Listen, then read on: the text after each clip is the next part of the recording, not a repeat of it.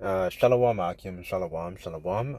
First and foremost, I'd like to give all praises, glory, and honor to Yahweh, Ba'ashem Yahushai, Ba'ashem Rakakwadash, double honors the apostles and elders, great millstone of teaching us his truth.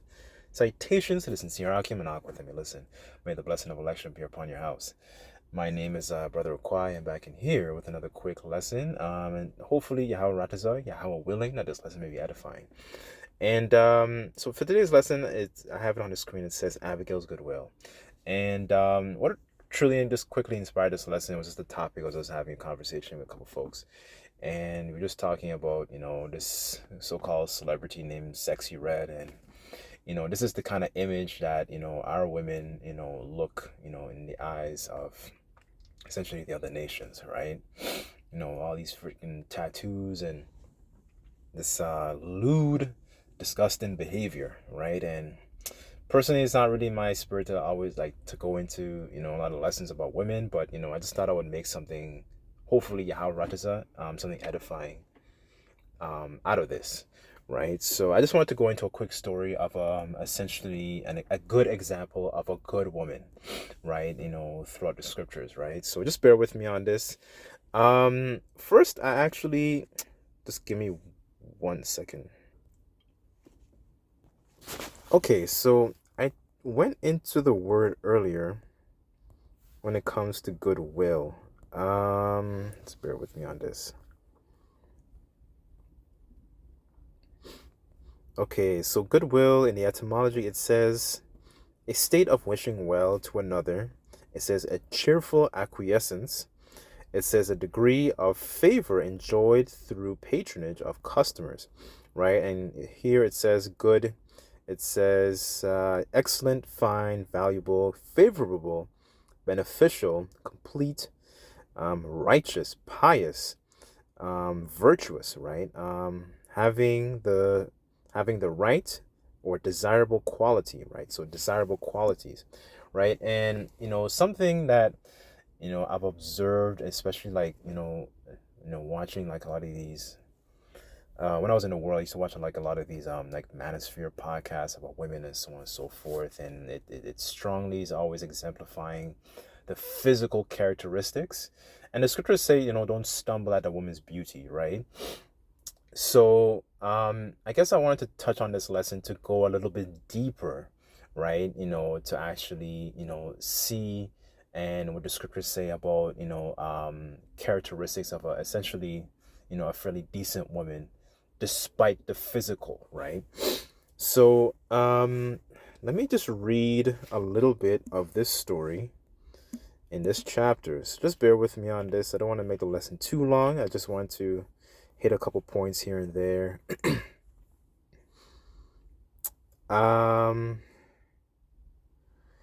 This is 1 Samuel chapter 25, verse 2.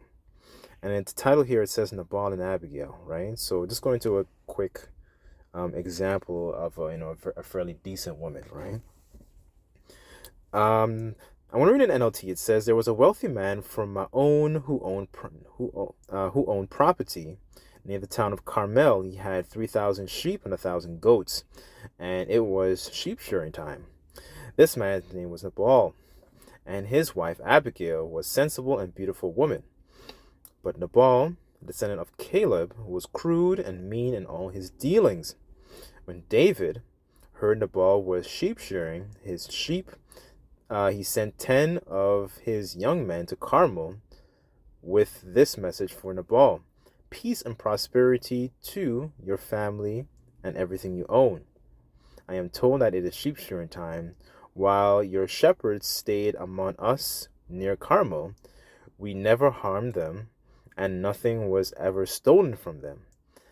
Ask your own men, and they will tell you this is true.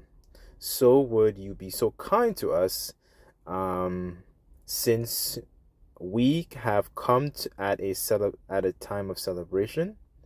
Please share any provisions you might have on hand with us, with your friend David, right? So essentially David sends his men to give a message to this guy named Nabal, and this is the substance that he had, right? And what's very important also as well, because the scriptures talk about, as a matter of fact, Essentially, the scriptures talk about doing good to the godly man, right? So here it says David's young man gave his message to Baal in David's name and waited for a reply.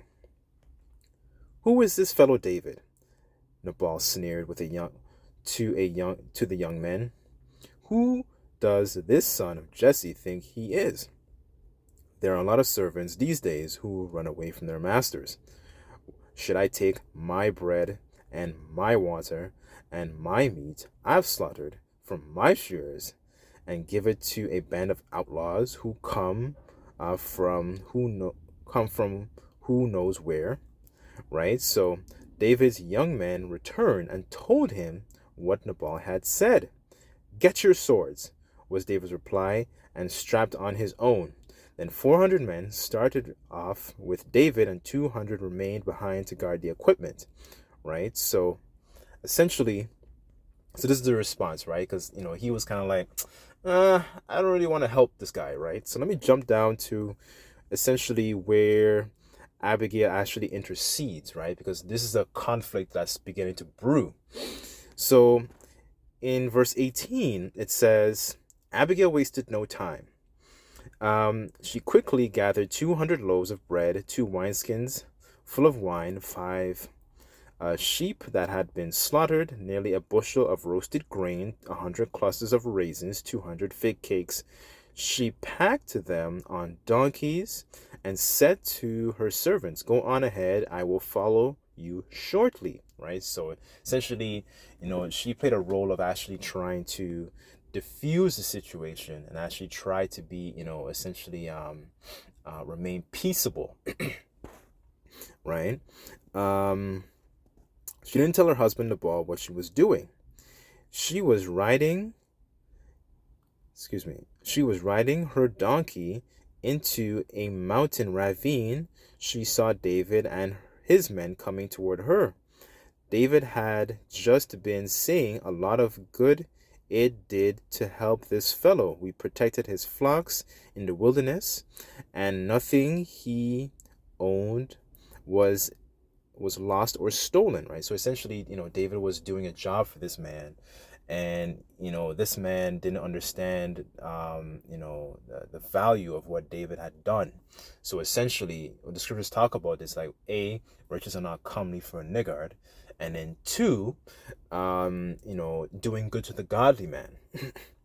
Because Yahweh Bashim essentially, had his presence over David and was looking out for him and protecting him, right? So, I want to jump down to verse 23. I just want to hit a couple points, mostly speaking about Abigail and some of the traits that she exemplified, right? So, verse 23, it says, when Abigail saw David, she quickly got off her donkey and bowed low before him.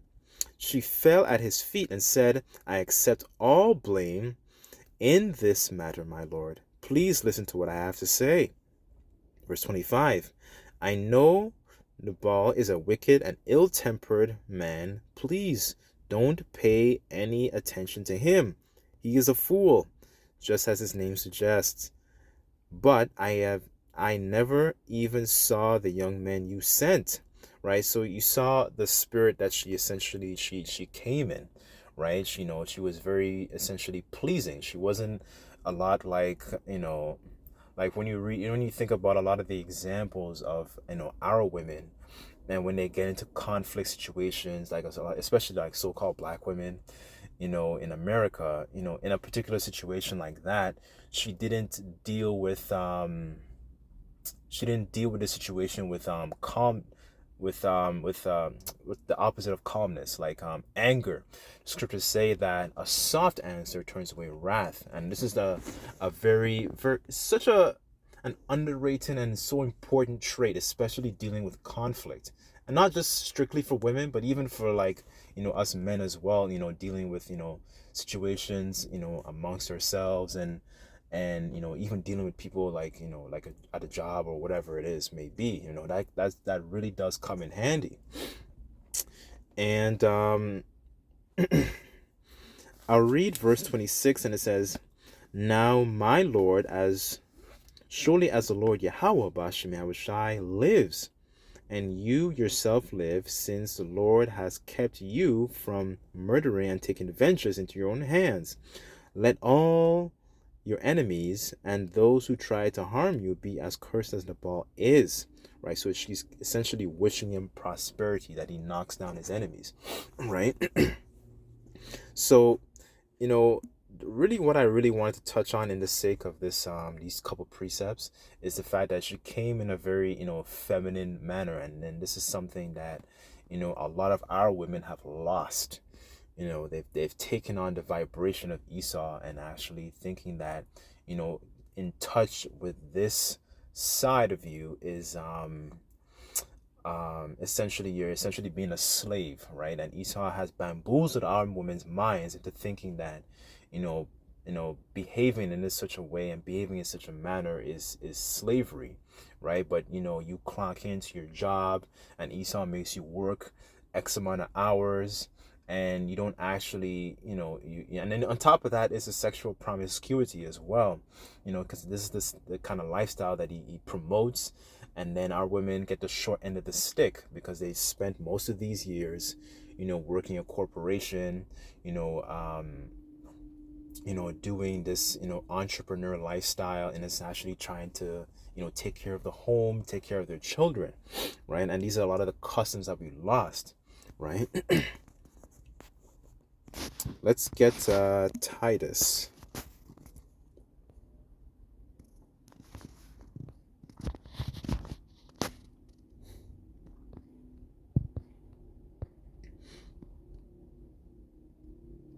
Okay, this is Titus chapter 2, verse 3, and it says, "Similarly, teach the older women to live in a way that honors the Most High.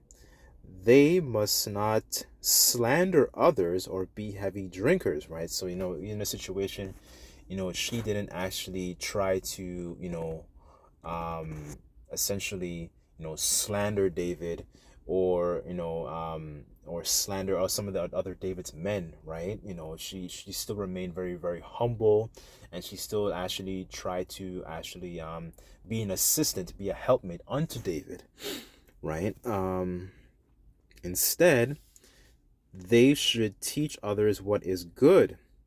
These older women must train the younger women to love their husbands and their children, to live wisely, to be pure, to work in their homes, to do what is good, and to be submissive unto their husbands.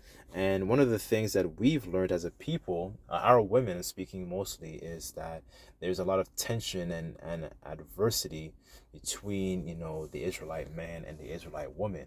There's a disdain, there is a disgust, for, for each other, right? And this is one of the things that's wrong with our people, right? And when they're so adversarial, we can't, you can't build you can't build families from that, right?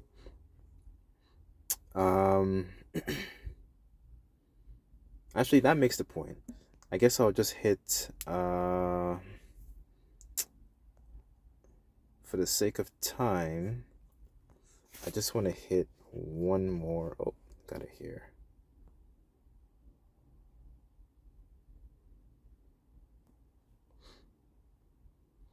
Okay, this is Sirach 35, verse 9, and it says, "In all thy gifts show a cheerful countenance, and dedicate thy tithes with gladness. Give unto the Most High according as he hath enriched thee, and thou hast gotten, and as thou hast gotten, give with a cheerful eye," right? I wanted to read this because, she didn't give, these men and David in a grudging sense. And I guess you can also apply this to the men too. We didn't give, when we give, we don't give essentially with a malicious or a grudging eye, right? And this is one of the things that that makes a woman more pleasant, more more attractive, right? When she she's an assistant unto you, she's pleasing, she has a cheerful countenance about her, right? And a lot of these feminine traits, a lot of our women have lost these things and thinking it's just about having a fat ass, or thinking about it's just about big tits and a fat ass, and that's about it that you should be able to offer a man. And that's not it, right? That's not the it factor, right? It comes a lot more. There's a lot more that accompanies with being a more decent woman, right? I guess I'll just end it off there. I didn't want to make the lesson too long, but as a matter of fact, I'll read Psalms. This is a very good psalm, actually.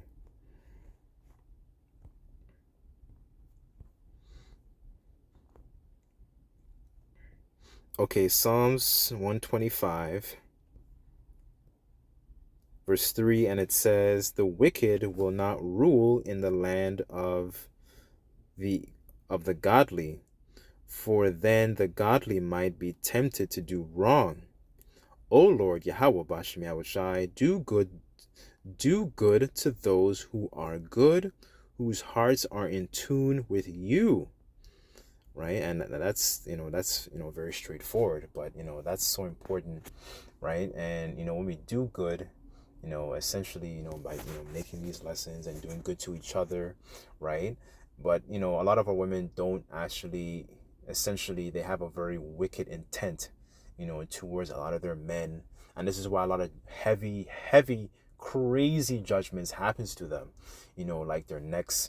I heard this, there was this one article when a woman was with this man, and she had 6 children, and the man found out none of the children belonged to him, right? And essentially the man essentially ended up decapitating her, right? So a lot of these women don't do good to their men, right? And this is why a lot of these judgments are so heavy and so brutal, because scriptures talk about the wickedness of a woman, right? So anyways, I gotta head back to the plantation real quick, but hopefully Yahweh Ratazah, this lesson was edifying. I'd like to give all praises, glory, and honor to Yahweh Bashem Yahushai. Till next time, I say Shalom.